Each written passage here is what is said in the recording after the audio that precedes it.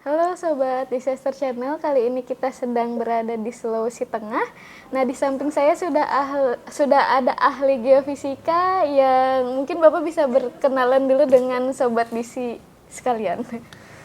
Terima kasih. Assalamualaikum warahmatullahi wabarakatuh para Disaster Channel, sahabat Disaster Channel Ya, ya. Saya Abdullah, sehari-hari sebagai dosen di program studi Teknik Geofisika Fakultas MIPA Universitas Dolako.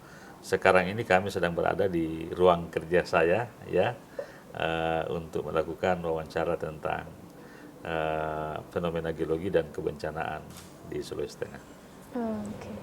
Nah, seperti yang kita ketahui di awal tahun ini kita banyak sekali dikejutkan dengan kejadian Iya. bencana gempa ya.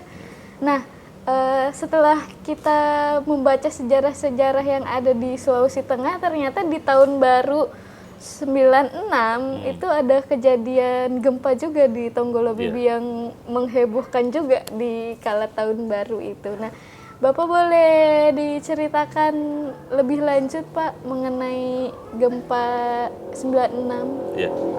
Jadi sebelum saya sampaikan tentang gempa dan tsunami Tonggolo Bibi 1 Januari 96, Sulawesi Tengah ini memang sudah kaya dengan bencana sejenis jauh sebelumnya. Katakanlah gempa besar pertama yang tercatat, bukan yang pertama terjadi ya, tapi gempa pertama yang tercatat itu di Sulawesi Tengah yang merusak 1902. Dikenal dengan nama gempa Badak. Nah, gempa Badak ini pusatnya di sebuah lembah namanya Lembah Badak yang sekarang masuk Kabupaten Poso. Kemudian ada gempa besar 1907 dan 1909 di Kulawi, Kabupaten Sigi. Kemudian gempa besar dan sekaligus tsunami yakni 20 Mei 1938 lewat tengah malam dan menimbulkan tsunami di dua pantai yang berbeda ya, di Teluk Palu dan pantai timur di Kabupaten Parigi Motong. Kemudian terjadi lagi gempa dan tsunami pagi hari tanggal 15 Agustus 1968 yang biasa disebut gempa Tambu atau gempa Mapaga, Kabupaten Donggala. Nah, kemudian 28 tahun kemudian di antaranya itu masih ada gempa-gempa yang signifikan dan merusak. Nah, kemudian 28 tahun setelah 1968 terjadi lagi gempa dan tsunami yang disebutkan tadi, yakni gempa dan tsunami Tonggolo Bibi pada tahun baru awal tahun 1996, tepatnya 1 Januari 1996 ya, di Selat Makassar pusatnya. Kalau tidak salah, mohon maaf kalau keliru, magnitudo 7,0 ya. Kadang-kadang gempa ini disebut juga gempa tuli-tuli karena memang sebagian Kabupaten Tuli-Tuli bagian selatan itu juga terdampak, dan akses ke lokasi gempa pusat bencana ini di Tonggolo Bibi lebih dekat jaraknya ke Tuli-Tuli dibanding ke Kota Palu atau Kabupaten Donggala, meskipun Tonggolo Bibi itu adalah masuk Kecamatan Sojol, Kabupaten Donggala. Ya. Beruntung bahwa kejadiannya sore hari, ya, sehingga orang masih dalam keadaan katakanlah tanda kutip siaga, tidak terlelap, ya, baik dalam suatu kegiatan yang ramai ataupun tertidur, andai kata itu terjadi malam hari atau subuh hari. Sehingga ketika terjadi gempa, orang pada ramai melihat rumah yang rusak. Nah, tiba-tiba ada yang balik ke arah laut, melihat gulungan gelombang yang datang berwarna putih, kemudian berteriak air. Waktu itu istilah tsunami belum dikenal secara luas, ya. Mungkin ada yang berteriak dengan bahasa daerah, apakah Bombatalu atau Lembotalu, tapi istilah tsunami itu belum familiar di masyarakat. istilah tsunami ini kan nanti familiar sekali setelah gempa dan tsunami Aceh 2005. Sehingga tsunami sudah sekarang ini sudah menjadi kosakata seluruh dunia. Dulu belum. Nah, itulah sebabnya sehingga gempa dan tsunami Tonggolo Bibi itu hanya tetap kita berduka cita dengan tewasnya 9 orang. Ya, 9 orang tewas.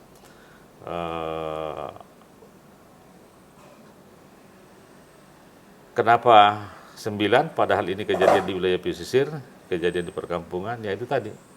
Karena masyarakat ada Masih sadar ya?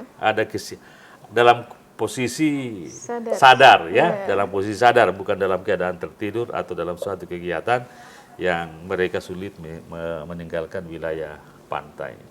Jadi begitu datang tsunami-nya, ya kampungnya sudah kosong, ya, karena mereka sempat melihat gelombang besar datang, dan itu sangat terang karena sore hari sekitar jam 3 waktu Indonesia bagian tengah atau jam 15 sore, ya, nah gitu. Nah, saya ingin tahu lebih lanjut Pak, untuk magnitudenya kan tidak terlalu berbeda jauh ya antara yang di 2018 7,4 dan yang di 96 itu 7. Tapi dampaknya begitu sangat berbeda, itu kenapa Pak? Bisa dijelasin lebih lanjut? Yang pertama saya perkirakan bahwa 1 Januari 1996 durasi gempanya tidak terlalu lama. Adapun yang terjadi pada saat gempa dan tsunami Palu 5 tahun lalu, ya, atau yang biasa disebut gempa Padagimo, Palu, Donggala, Sigi, Parigi, Montong, itu karena memang pusat durasinya lama, hampir 1 menit, dan panjang retakan jalur sesar Palu Koro itu yang memicu gempa bumi atau memicu getaran di permukaan bumi, ya itu memang cukup panjang, sekitar 156 km. Makanya dampaknya sangat luas karena retakannya panjang dan sehingga durasi gempanya cukup lama. Ya, Tonggolo Bibi mungkin durasi gempanya tidak terlalu lama. Adapun yang memicu tsunami di Tonggolo Bibi itu adalah mekanisme pergeseran di dasar laut, pergeseran vertikal. Kalau dia pergeseran horizontal, ya pasti tidak menimbulkan tsunami. Ya, dan memang pusat gempanya juga di laut. Jadi bisa dipastikan bahwa pergeseran vertikal atau pergeseran sesar vertikal di laut itu sekaligus pemicu gempa dan sekaligus sebagai pemicu tsunami. Ya, gitu.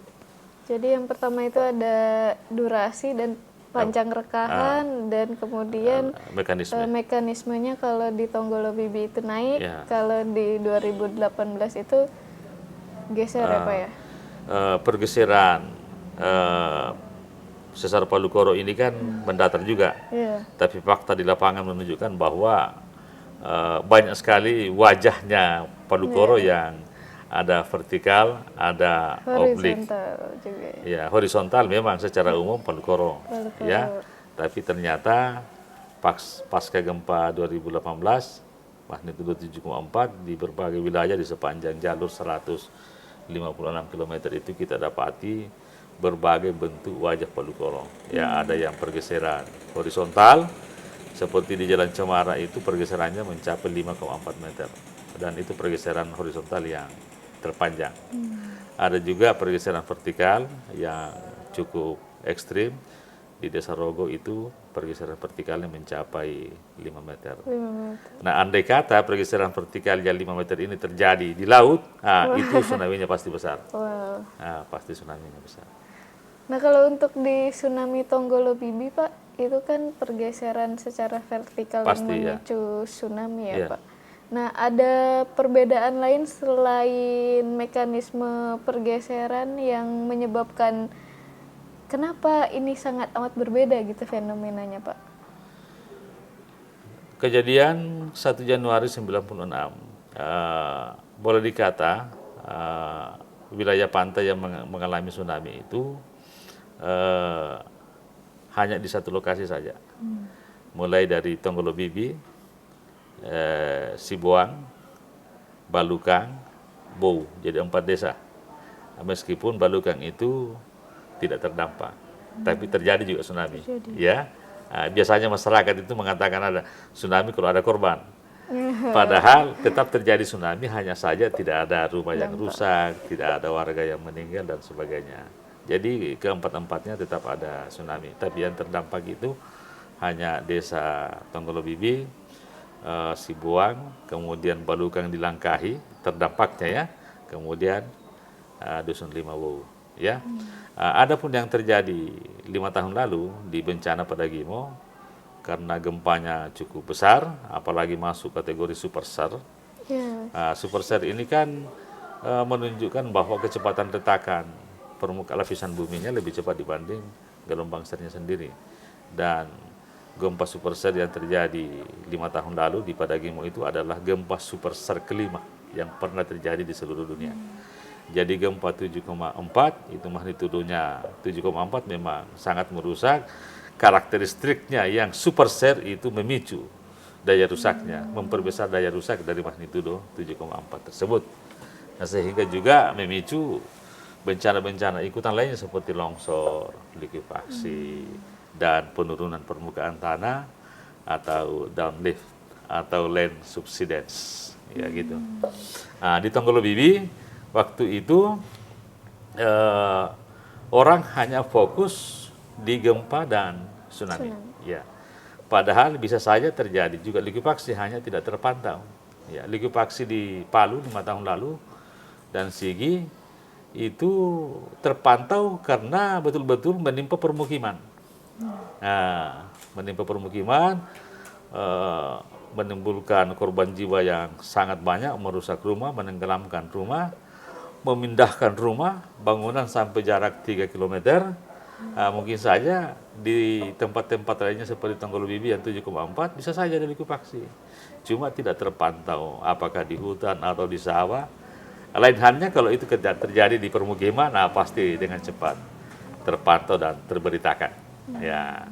Jadi faktor likuifaksi 5 tahun lalu itu di Palu sangat terkenal ya karena persis menimpa permukiman padat.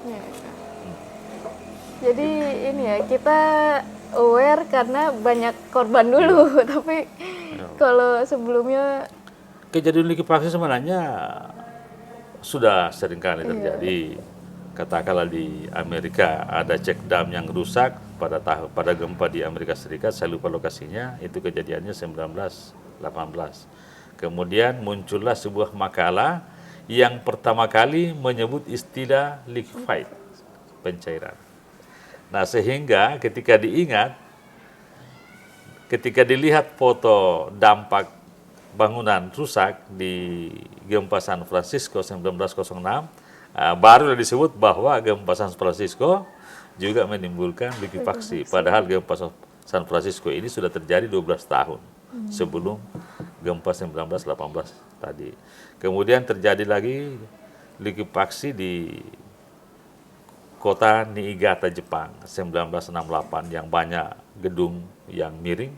Gedungnya kuat, tapi dibangun di lokasi yang salah. Ya, sehingga gedungnya hanya miring, tidak rusak.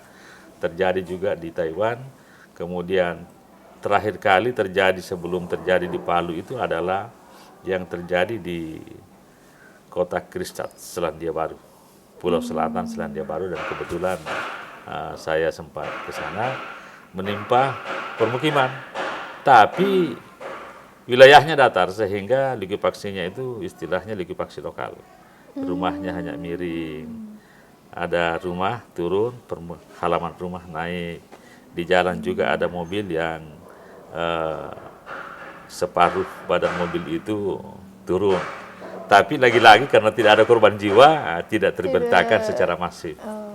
Gitu. Nah, kalau untuk likuifaksi yang ada di Palu ini berarti karena memang bidang gelincirnya miring ya? Di wilayah yang miring. Di wilayah yang miring, jadi begitu tanahnya mencair, otomatis tanah yang mencair tadi ini akan bergerak mengikuti tarikan gravitasi. Berseluncur gitu ya, Pak? Ya. Andai kata tidak cair, ya, maka tidak akan bergerak tetap di lokasinya. Oleh karena itu bisa juga dikatakan bahwa likuifaksi itu terjadi dengan 3 syarat. Ya, likuifaksi terjadi di sebuah wilayah, syarat umumnya ada 3. Pertama, wilayah tersebut rawan gempa. Wilayah tersebut porositas tanahnya tinggi, dan permeabilitasnya juga sekaligus cukup tinggi. Kemudian yang ketiga, kedalaman permukaan tanahnya itu cukup dangkal. Ya, kalau 3 syarat ini terpenuhi, maka akan terjadi likuifaksi. Oke, mungkin Sobat Disi belum tahu nih Pak, porositas dan permeabilitas tanah itu gampang sekali. Kalau mau mengetahui porositas tanah yang tinggi dan permeabilitas tinggi, tumpahkan saja air di permukaan tanah. Kalau airnya cepat habis, berarti porositas tanahnya tinggi, itu Pak. tinggi dan sekaligus. Kalau lama baru hilang, berarti porositas tanahnya rendah, atau tanahnya sudah jenuh air. Begitu. Dan kalau tanahnya sudah jenuh air, itu sangat rawan terjadi likuifaksi. Gitu. Oke, nah kalau untuk di tsunami Tonggolo Bibi nih Pak, ada kejadian-kejadian yang lainnya selain menimbulkan korban jiwa, itu ada fenomena-fenomena geologi ikutan setelah terjadinya gempa, Pak? Jadi bersamaan dengan terjadinya gempa itu ada downlift, penurunan permukaan tanah. Meskipun ini tidak terberitakan, yang terberitakan itu ya tsunami-nya yang lebih menonjol, ya. Sama dengan gempa dan tsunami Aceh, gempanya hampir-hampir tidak terberitakan, tsunami-nya itu yang terberitakan, ya. Sama dengan Tonggolo Bibi, tsunami-nya lebih populer dibanding gempanya sendiri, dan apalagi downlift, apalagi istilah downlift ini kan tidak terlalu familiar, hanya orang-orang yang berkecimpung di geologi dan geofisika saja yang agak familiar dengan istilah ini. Itu pun istilah downlift ini kadang-kadang disebut subsiden atau land subsiden. Kalau bahasa Indonesianya penurunan permukaan tanah secara cepat. Karena ada juga penurunan permukaan tanah secara lambat pelan-pelan. Pada saat gempa penurunan permukaan tanahnya itu cepat sekali terjadi. Ya. Dan itu terjadi di sebagian pantai Tonggolo Bibi. Dan terjadi juga di sebagian pantai di Desa Sibuang. Bahkan di Desa Sibuang itu ada 2 kampung yang hilang karena downlift ini. Ya, memang tsunami juga, dan lokasi itu mengalami penurunan sehingga Dusun Burogo, ya, Dusun Burogo Desa Sibuang itu sudah kosong sekarang. Karena lebih 100 rumah sebelum gempa dan tsunami 1 Januari 96 itu lokasinya mengalami downlift atau menjadi dasar laut sampai sekarang, sehingga warga tidak ada lagi yang bisa membangun rumahnya di situ karena sudah menjadi dasar laut. Dan juga tidak membangun lagi rumah di daratan sekitar pantai karena trauma dengan tsunami-nya sendiri. Nah, tapi mereka masih beraktivitas di situ karena sebagian mereka adalah nelayan, menjemur ikan atau menambak perahu. Pasar Sibuang juga begitu. Sekarang sudah menjadi dasar laut, dan sekitar 20 rumah di sekitarnya itu tidak ada lagi karena sudah menjadi dasar laut. Tapi pondasi-pondasi rumah dan pondasi-pondasi bangunan pasar masih bisa kita temukan sekarang di lokasi bekas pasar di Desa Sibuang tersebut. Nah, adapun Desa Balukang, ya tsunami-nya juga pasti ada, cuma tidak ada dampak yang ditimbulkan. Kemudian kita menyeberang lagi ke utara, dapat Desa Bou, itu tidak ada penurunan permukaan tanah. Tapi Dusun 5 itu sekarang sudah kosong. Karena ketika terjadi tsunami itu betul-betul mengagetkan warga, bahkan lapangan lagi penuh karena orang nonton sepak bola sore hari itu. Tiba-tiba datang tsunami. Ini juga yang menjadi penyebab kenapa korban jiwa karena tsunami tidak ada. Karena orang pada sadar semua. Ada yang main bola, ada yang nonton bola, tiba-tiba tsunami datang. Tapi mereka trauma karena melihat bangunan yang hanyut di bawah air. Ya. Dan sekarang Dusun 5 Bou itu kosong. Ya. Sejak kejadian 1 Januari 1996. Faktor trauma. Faktor trauma. Oke. Wah, menarik. Tsunami 5 tahun yang lalu, dampaknya ada daerah yang tidak terdampak, ada yang terdampak parah gitu. Nah, tapi saya masih penasaran kalau menurut Bapak, bencana ikutan setelah gempa dan tsunami ini baiknya seperti apa ya Pak kita mengatasinya atau meminimalisirnya? Seperti itu, seperti kan downlift itu kan jadi bencana ikutan yang justru mereka mengalaminya dalam jangka waktu yang lebih panjang bahkan. Nah, menurut Bapak apa yang bisa dilakukan? Yang harus dikembangkan sekarang ini adalah PRB, pengurangan risiko bencana multi hazard. Mitigasi bencana multi hazard. Ya perlu saya jelaskan di sini bahwa istilah mitigasi ini kan bahasa asing. Dalam bahasa Indonesia itu pengertiannya pengurangan risiko. Jadi kalau kita mengatakan mitigasi bencana berarti pengurangan risiko bencana. Ya, biasa disingkat PRB. Ini yang harus dikembangkan, PRB multi hazard atau PRB multi ancaman. Karena seringkali gempa besar itu juga bersamaan terjadinya bencana alam yang lain selain gempa itu sendiri. Katakanlah di gempa Padagimo, Sulawesi Tengah 2018. Sesar Palu Koro aktif, menimbulkan gempa 7,4. Gempa ini menimbulkan bencana gempa bumi. Tapi pada saat yang sama terjadi tsunami. Nah, ada lagi bencana tsunami. Pada saat yang bersamaan terjadi likuifaksi, ada lagi bencana likuifaksi dan dampaknya. Pada saat yang bersamaan terjadi longsor, ada lagi bencana longsor dan dampaknya. Pada saat yang bersamaan ada downlift dan dampaknya. Jadi peristiwa 5 tahun lalu itu saya menyebutnya panca bencana. Ada bencana gempa bumi, ada bencana tsunami, ada bencana likuifaksi, bencana longsor, dan bencana downlift itu. Bahkan bencana downlift ini masih terjadi sekarang, sampai sekarang dalam bentuk yang berbeda. Di awalnya dia downlift, tapi sekarang sudah menjadi bencana banjir rob. Dalam setiap bulan beberapa hari terjadi air laut pasang, dan itu bencana lagi di wilayah yang mengalami downlift pada saat itu. Yakni Dusun 1, 2, 3, Desa Lompio, Kecamatan Sirenja, Dusun 1 dan separuh Dusun 3, Desa Tompe, Kecamatan Sirenja, dan bagian pantai Desa Dampal, Kecamatan Sirenja, Kabupaten Donggala. Banyak yang mengalami downlift, tapi desa ini karena pemukimannya yang mengalami downlift dan cukup luas, itu yang rob setiap bulan, beberapa hari dalam setiap bulan. Jadi gempa besar itu sudah harus ditangani dengan PRB multi hazard, bukan sekedar menyiapkan rencon untuk gempanya sendiri. Sudah harus disiapkan dengan bencana-bencana yang kemungkinan ikut bersamaan dengan gempa besar tadi. Tsunami Aceh itu dampak gempanya tidak kelihatan karena tertutup oleh dampak tsunami.